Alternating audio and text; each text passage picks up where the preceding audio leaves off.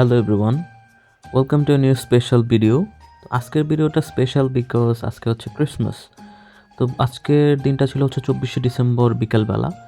তো যারা জানে না তাদের জন্য বলি 25শে ডিসেম্বর, যেটা হচ্ছে খ্রিস্ট ধর্মের সবথেকে বড় বাৎসরিক ধর্মীয় অনুষ্ঠান, যেটা হচ্ছে যীশু খ্রিস্টের জন্মদিন। আমার ছোটোবেলা থেকে বেড়ে ওঠাই হচ্ছে খ্রিস্টান কমিউনিটিতে, সেদিক থেকে এই বড়দিন উদযাপন আমি খুব কাছ থেকে দেখে আসছি। কিন্তু বর্তমানে বাসা অন্যত্র ট্রান্সফার হওয়ার কারণে বেশ কিছু বছর যাবৎ আমি এই অনুষ্ঠান দেখতে পারতেছিলাম না। তো এই বছর বড়দিন আসার আগেই ফ্রেন্ডরা প্ল্যান করতেছিলাম how we can roam around all the 3 churches around our area. So started from saint Antony's church, যেটা কিনা বক্সনগরে অবস্থিত। তো খুব স্বাভাবিকভাবেই স্পেশাল দিনটির জন্য গির্জাটা খুব সুন্দর করে লাইটিং করে সাজানো হয়েছে। বাট যেহেতু এখনও দিনের আলো ছিল, so we fail the need of darkness for the proper Christmas vibe. সেখানে এখনও যেহেতু কোনো অনুষ্ঠান সূচি শুরু হয়নি, তাই সেখানে সামনে থেকে একটু ঘুরেই আমরা গির্জা থেকে বের হয়ে গেলাম এবং ভাবছিলাম কিভাবে এই দিনের আলোর সময়টুকু অন্যত্র কাজে লাগানো যায়। So we changed hour plan suddenly and went to Galimpur মেলা, যেখানে খুব বড় একটা মেলা হয় প্রতি বছর এই ক্রিসমাসের সময়টাতে।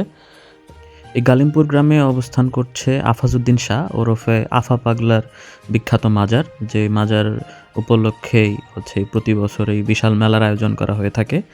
তো এই মেলাতে কিছুক্ষণ ঘোরাঘুরি করে আমরা একটু মনে হলো যে মিষ্টিমুখ করা দরকার, তাই সেখান থেকে সিদ্ধান্ত নিলাম বর্তমানে ভাইরাল একটা মিষ্টির দোকান, যেটা কিনা দোহারে অবস্থিত, জমজম মুসলিম সুইটস, সেখানে থেকে একটু মিষ্টি স্বাদ নেওয়ার। গালিমপুর থেকে মেঘলা ওঠার একটা চমৎকার শর্টকাট রাস্তা হচ্ছে এটা। তো এই রাস্তাটা সম্প্রতি নির্মাণ করা হয়েছে এবং রাস্তাটা দেখতে খুবই সুন্দর। এর প্রশস্ত রাস্তা এবং রাস্তাটা খুবই নীরব এবং এর দুই পাশে রয়েছে বিভিন্ন মাছ চাষের প্রজেক্ট। এই রাস্তা দিয়ে আগেও যাওয়া হয়েছে, কিন্তু রাস্তাটা এত উঁচু প্রশস্ত ছিল না। এটা ছিল মোটামুটি বিলের মধ্যে দিয়ে একটা ভাঙাচোরা রাস্তা এবং সেখানে বাইক নিয়ে যাওয়াই কষ্টকর ছিল, কিন্তু বর্তমানে এটা খুবই সুন্দর একটা রাস্তায় পরিণত হয়েছে। কিছুক্ষণের মধ্যে আমরা এভাবে পৌঁছে গেলাম হচ্ছে মেঘলা বাজারে। তো সেখানে পাশেই জমজম মুসলিম সুইটস। তো মিষ্টির দোকানটাতে ছিল আসলে হরেক রকমের ইউনিক মিষ্টি আইটেম। সেখান থেকে 5-6 ধরনের মিষ্টি আমরা নিয়ে একটু ট্রাই করলাম। So the sweets test really good, totally worth trying. Now after sweets we need something spicy. এর কারণে আমরা ইকরাশিতে চলে গেলাম বিখ্যাত কাশেম মামার চটপটি খাওয়ার জন্য।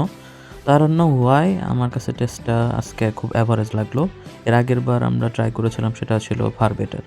চটপটির পালা শেষ করে উই হেডেড টুয়ার্ডস বড়গোল্লা। তো আমরা দেওতলা ছোটগোল্লা যে রাস্তাটা সেটা বেছে নিলাম।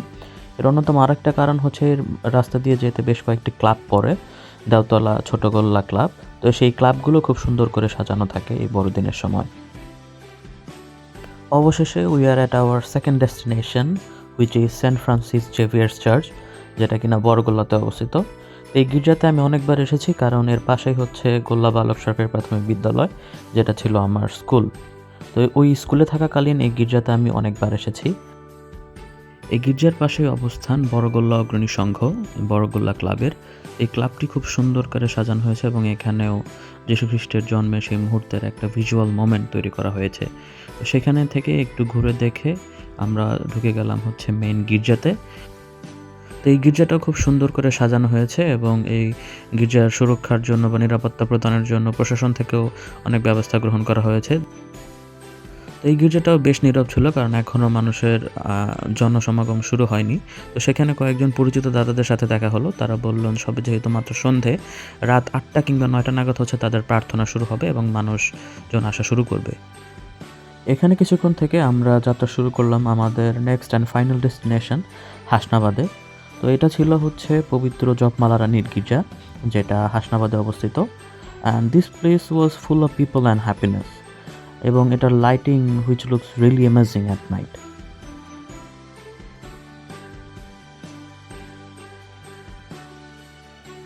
এটা হচ্ছে তাদের গ্রেভইয়ার্ড, যেখানে মৃত্যুর পর মানুষকে সমাহিত করা হয়। সেই জায়গাটাও খুব সুন্দর লাইটিং করে সাজানো ছিল। এখানে এক পাশে কমপ্লিমেন্টারি কফি দেওয়া হচ্ছিল সবাইকে। সেখান থেকে এই প্রচণ্ড শীতে একটু কফি খেয়ে নিয়ে আশেপাশের সৌন্দর্য দেখতে লাগলাম। ঘড়িতে সময় যেহেতু প্রায় রাত 9টা, তো তাদের প্রার্থনারও সময় হয়ে গিয়েছে। এটা হচ্ছে তাদের প্রেয়ার রুম, যেখানে সবাই প্রার্থনার জন্য সমবেত হয়। প্রার্থনার পাশাপাশি এখানে বিভিন্ন ক্লাবের পক্ষ থেকে বিভিন্ন উপস্থাপনাও আয়োজন করা হয়ে থাকে। যেহেতু অনেক রাত হয়ে যাচ্ছিল তাই আমরা সিদ্ধান্ত নিই বাড়ি ফিরে যাবার এবং আমাদের আজকের ভ্রমণের শেষটা হয় লরেন্স বেকারির কেক দিয়ে। এই বেকারিগুলো খুবই বিখ্যাত, সারা বছরই কেক পাওয়া যায়, তবে বড়দিনের সময় যে কেকটি পাওয়া যায় সেটা খুবই স্পেশাল। তো এই কেকটা খেয়ে আমরা সবশেষে বাড়িতে ফিরে আসি এবং আমাদের আজকের ভ্রমণের সমাপ্তি ঘটে।